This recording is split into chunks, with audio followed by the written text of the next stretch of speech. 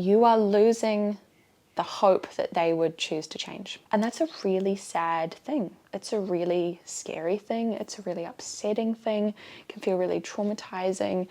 Hi everyone, welcome to my channel. My name is Laura and today I have something really interesting to talk about. So a lot of us really struggle to change things in our lives, even if we know that they really aren't working for us. There's some things that I've come across recently that I want to discuss, which is about what is stopping us from changing.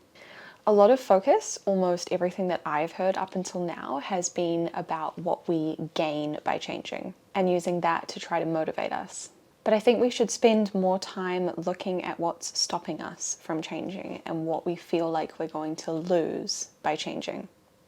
For me personally, this was in an anxiety kind of space of trying to control everything. And what I realized was that although I could see the benefits of not needing to control everything as much, which I'll sort of list out now, and then we'll go through what I would lose by not trying to control everything, and this will become a lot more apparent. So the things that I knew that I would gain by not needing to be so in control of everything is having more brain space, being less highly strung, getting less stressed out at people around me when things weren't how I had expected them to be, just being able to live this more kind of carefree life. I could see that, and yet it's really hard to actually let go.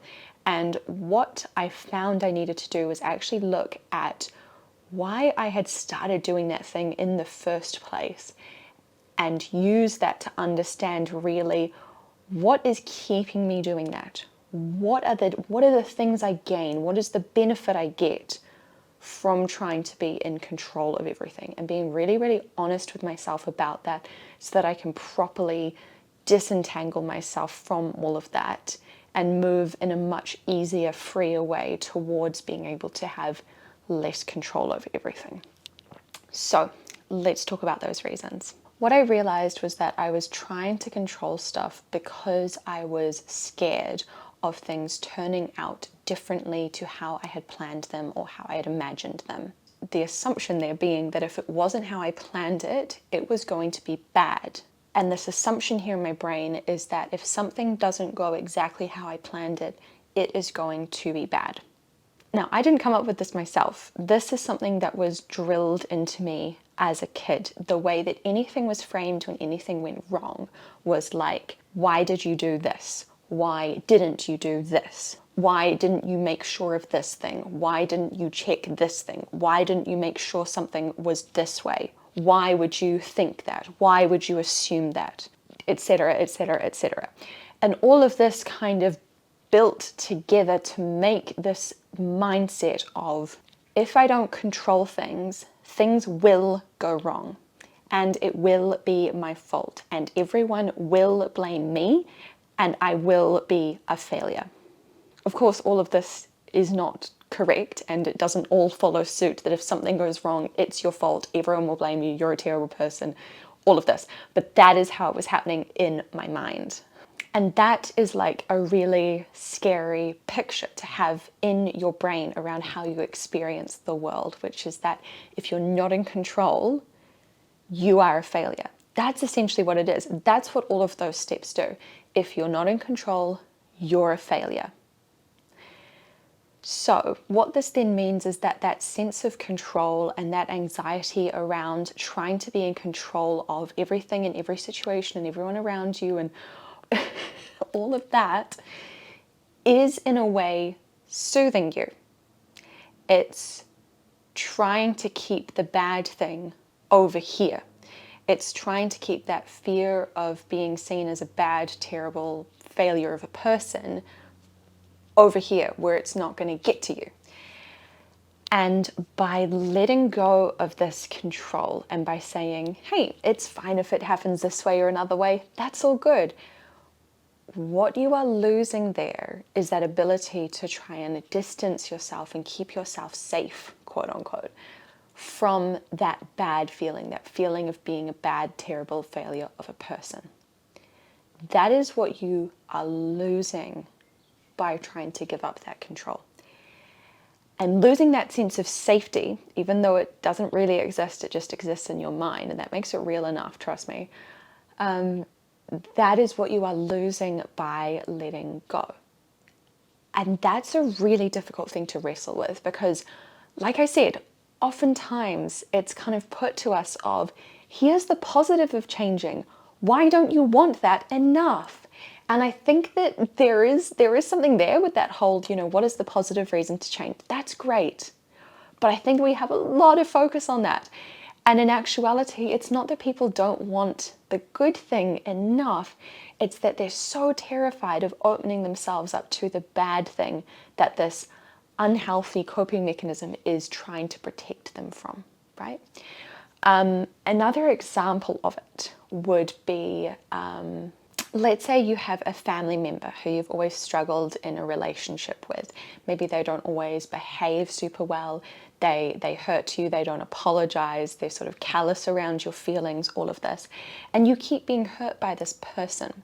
And you want to try to change your thinking around them so that you can stop being hurt by that person.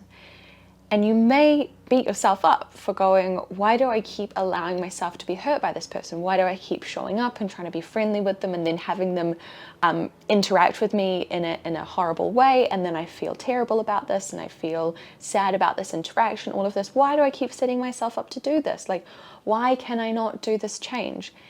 And again, there, I feel that we can be looking in the wrong place. It's not about, I mean, it is, but it's not all about what we would gain by doing this and just not wanting to put in the work or whatever, but it's about what we're losing.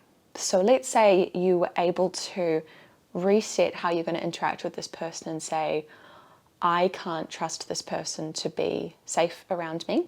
I can't trust that this person is going to have good intentions. I can't trust that this person is going to be acting in a reasonable way towards me.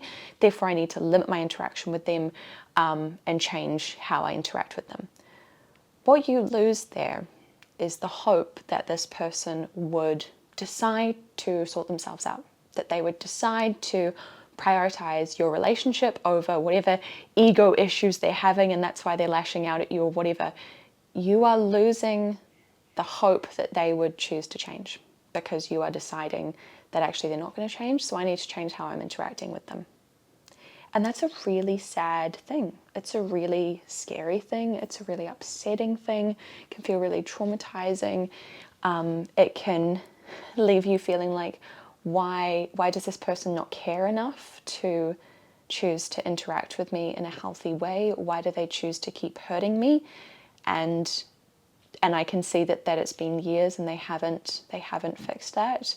That can be a really sad, difficult thing to deal with. And so I wanted to go through a couple of these examples just to help bring attention to the fact that I don't always think we're focused on the right things when it comes to looking at changing our mindsets and our habits and the way that we interact with the world. Yes, it is great to focus on what we're going to gain by doing this, but if I reflect back on the last few years of my life, I think that more often than not, what's really held me back from being able to make the changes that I want to make is really grappling with what I am losing by making that change. The people that I'm losing, well, the hope that I'm losing, the weird sense of safety that I'm losing, all of these things that are really meaningful to our psyche and really meaningful that we're having to divorce ourselves from, for want of a better word. So I hope that this has been an interesting video for you guys. I know that it's been something really interesting for me to try and think through and look at all the ways that this impacts things in my life. And I know that I'm still figuring all of this out because this stuff runs deep. This is some really, really deep, meaningful work. So good luck out there. I hope that you guys are doing well and that you can also use this context and this thinking to help better understand maybe what's holding you back in some areas. Show yourself grace in these areas because it is a really, really hard, deep thing to be working on lol, hard and deep. Sorry, some of these words, just to break the tension. So take care of yourself. The creator that I actually heard about this from is Jerry Wise, who is very different to me.